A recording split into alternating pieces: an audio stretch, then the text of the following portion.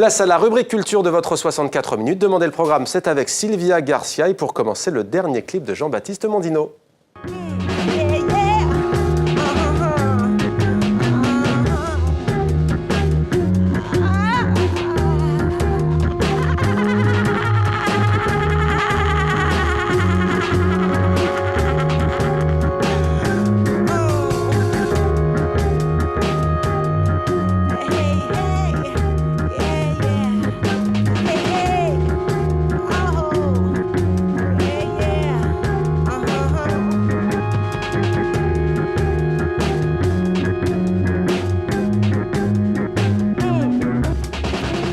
Bonsoir Sylvia. Bonsoir Mohamed. Et on a reconnu la chanteuse suédoise Néné Cherry. Alors la caméra se rapproche lentement, très lentement de Néné Cherry qu'on voit danser dans un entrepôt vide. Derrière la caméra, le réalisateur et photographe français Jean-Baptiste Mondino qui a déjà œuvré pour Madonna, Lerita Mitsouko, Prince, Bachung, Vanessa Paradis, Björk, etc.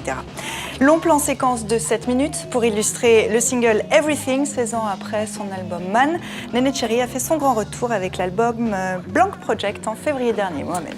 La fondation Beyeler maintenant s'est à Bâle et elle rend hommage à un précurseur de l'art moderne, Sylvia. Odilon Redon, peintre symboliste et coloriste de la fin du 19e siècle, à l'avant-garde mais finalement bien moins connu que ses célèbres contemporains. Son travail connaît deux principales périodes.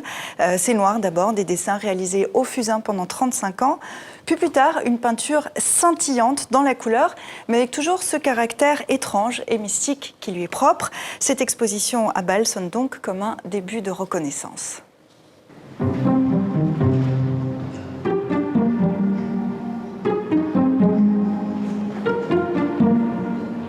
Vu que Odilon Redon compte aussi parmi les grands un peu méconnus de l'art moderne, c'était une motivation en plus de le présenter à un public.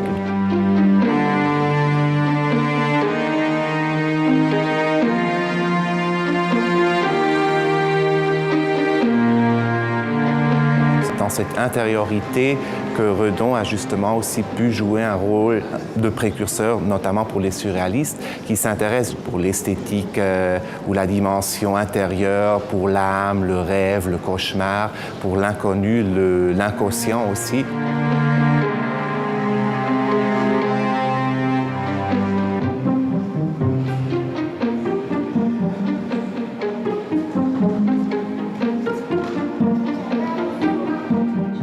C'est dans ce culte du mystère, aussi peut-être un peu dans cette dimension presque inquiétante que Redon peut-être a été moins compris ou disons moins populaire que d'autres artistes de sa génération comme Van Gogh ou comme Cézanne.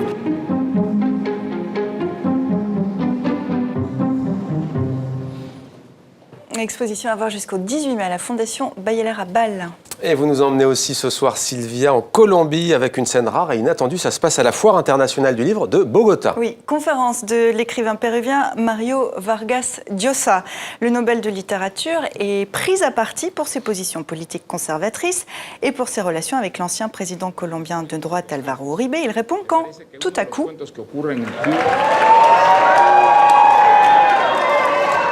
un individu furieux déchire l'un de ses livres sous les huées de la salle. Écoutez la réaction sous forme de pirouette et non dénuée d'humour de Mario Vargas Llosa. Quelle merveille!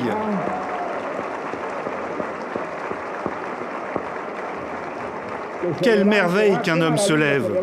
Il crie, il tonne, il détruit un livre. Fantastique. Ce pays est plein de vie. L'Amérique latine est pleine de vie. Grâce à des personnes comme lui, nous écrivons les livres que nous écrivons. Nous avons besoin de gens comme ça. Ce sont des provocateurs fondamentaux qui sont derrière les grandes aventures littéraires. Merci monsieur, je vous souhaite une longue vie. Voilà Sylvia, Stromae peut-être, qui est donc Stromae. Oui, question posée, vous le voyez, par Time Out dans ce numéro qui sort aujourd'hui aux États-Unis avec en couverture le prodige belge. Le magazine consacre un dossier à, je cite, la star la plus connue dont vous n'avez jamais entendu parler. Le magazine égrène donc 10 bonnes raisons de l'écouter.